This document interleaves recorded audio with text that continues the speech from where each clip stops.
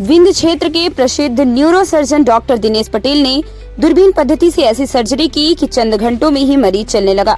Neuro से संबंधित सफल सर्जरी का रिकॉर्ड बना चुके विंध्य क्षेत्र के प्रसिद्ध न्यूरोसर्जन डॉक्टर दिनेश पटेल द्वारा दूरबीन पद्धति से की गई सर्जरी इन दिनों काफी चर्चा का विषय बनी हुई है। कई सालों से रीढ़ की हड्डी का असहनीय दर्द झेलने वाले मरीज जो एकदम चलने में असमर्थ था, डॉक्टर दिनेश पटेल ने सफल सर्जरी करके उसे चंद घंटों में चलने में समर्थ बना दिया। इस सर्जरी के बाद मरीज और उसके परिजनों ने डॉक्टर दिनेश पटेल का धन्यवाद ज्ञापित किया और उन्हें भगवान का दर्जा दिया है। आइए मरीज ने खुद अपने बारे में क्या कुछ कहा है, सुनिए। परेशानी थी आपको? ये करियों में दर्द उठता था सालों से। फिर अब अचानक और तेज दर्द उठा, तब फिर आए। चलने फिरने में क्या दिक्कत होती थी? हाँ, झुंझुनाहट होती। कमर सीधी हो जाती थी? हाँ, सीधी हो जाती थी, लेकिन दर्द रहता था। असहनीय दर्द रहता था कि थोड़ा? नहीं, थोड़ा पहले तेज उठाए, फिर कुछ कम हो गया। तो फिर यह भाई चलो भाई दिखाई, तो फिर चेक करवाए। तो चेक में फिर बताई कि नस दबी है। तो फिर यह भाई ऑपरेशन कर दी जाए। ये भाई पैसा की व्यवस्था कर ली, बहुत गरीब। ऑपरेशन के बाद कैसा स्वास्थ्य है आपका? बढ़िया, ठीक है। और आप कहाँ भर्ती हुए थे? ये भागवती हॉस्पिटल में। अच्छा, तो ऑपरेशन किसने किया? ये दिनेश पटेल, डॉक्टर दिनेश पटेल ने किया। अच्छा, ऑपरेशन की कितने दिन बाद आपको ठीक लगने लगा? अरे उन्हें ऑपरेशन भाता, फिर थोड़ा टहलन भी 3-4 घंटा बाद, तो माने गोड़ बराबर चले लगा। ऑपरेशन के महज 3-4 घंटे बाद ही आप चलने लगे? साहेब टहलाइन रहा, टहले रहा। फिर ठीक लग रहा कि बिहान भाई टहले। हाँ, फिर वो टहले लगे। अब आराम है यार? हाँ। क्या नाम है आपका? कुशवाहा वर्मा। अच्छा, गांव कौन सा है आपका? गांव है बजरहा टोला, वार्ड नंबर 7। ये कहाँ पड़ता है? ये सिरमौर। सिरमौर। अच्छा अच्छा। और आपके साथ और कौन लोग आए हैं? चौबे जी रहे। अच्छा अच्छा अच्छा। कुछ डॉक्टर साहब के बारे में कहेंगे? हाँ, बहुत अच्छा काम किया। अच्छे डॉक्टर हैं। और यहाँ जो नर्सिंग होम में आप भर्ती हुए थे, तो सब माने अच्छे से काम रहा। पूरा स्टाफ माने ध्यान दे थे बढ़िया। हाँ, खाना पीना पानी पिंगल सब। हाँ, पूरी तरह से आप स्वस्थ हैं? हाँ, और संतुष्ट भी? कोई सर, आपके द्वारा दूरबीन पद्धति से ऑपरेशन किया गया है, उसके बारे में डिटेल बताएं। जी, ये लगभग 45-50 साल के बुजुर्ग थे और लगभग उनको 2-3 साल से कमर में दर्द था, बहुत जगह दिखा रहे थे और 1 महीने से बहुत तेज दर्द था, जिसके कारण वो चल फिर नहीं पा रहे थे। मेरे पास आए, उनकी किसी रिश्तेदार ने हमारे पास भेजा था और हमारे पास आए तो हमने कहा कि सारी जांचें कर लेते हैं और अगर सब फिटनेस है तो आपको ऑपरेशन की ज़रूरत है। दूरबीन पद्धति से हमने, जो लेटेस्ट टेक्निक है यूनिलैटरल बाइपोर्टल, उस पद्धति से हमने ऑपरेशन किया। 2 छोटे छोटे चीरे लगाए और ऑपरेशन के 2 घंटे बाद लगभग जैसे होश में आया, सारी चीज़ें हुई तो चलना फिरना शुरू कर दिया और तीसरे दिन हमने छुट्टी कर दी उनको। कई सालों से उनको दिक्कत थी, चलने फिरने में, नसों में काफी दर्द था। तो इनके ऑपरेशन में कितना वक्त लगा? लगभग 2 घंटे के करीब। 2 घंटे के करीब ऑपरेशन लगा दूरबीन पद्धति से और पूरी तरह बेहोश करके किया गया मरीज को।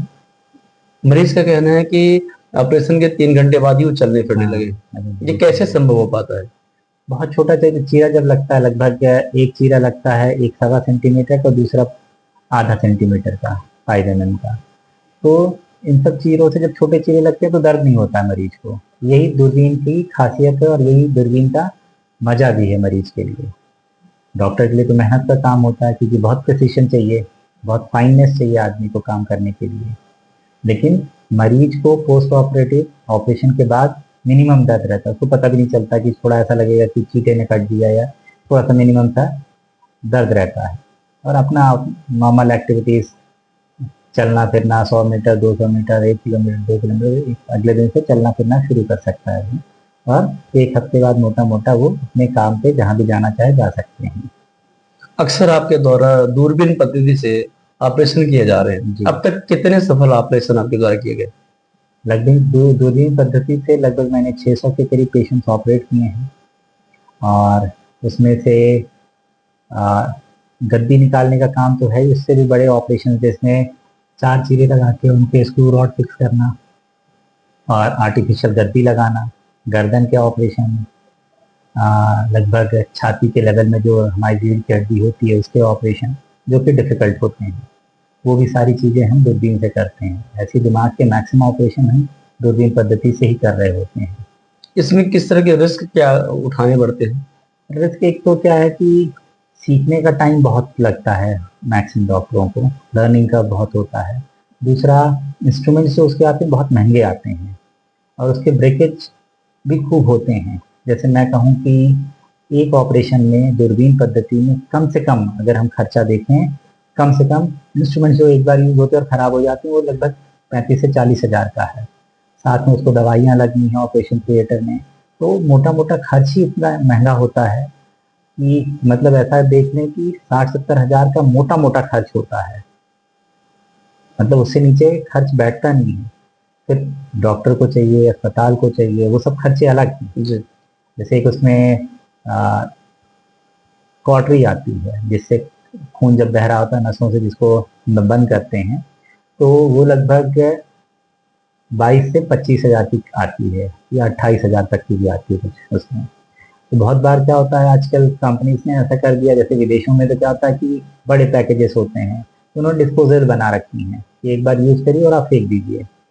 लेकिन इंडिया में अफोर्डेबिलिटी प्रॉब्लम है, तो पहले जैसे मैं यूज़ कर रहा था तो वो 7-8 बार चल जाती थी, लेकिन अभी अधिकतर टाइम ऐसा हो रहा है कि एक केस में ही गड़बड़ा जाती है, खराब हो जाती है, मैक्सिमम 2 केस, उससे ज़्यादा नहीं चल रही है, ज़्यादा से ज़्यादा। ऐसे ही ड्रिल बिट होती है जो ड्रिल मशीन की, वो लगभग 12-15 हज़ार की आती है, वो भी एक बार से ज़्यादा अधिकतर टाइम नहीं चलती है।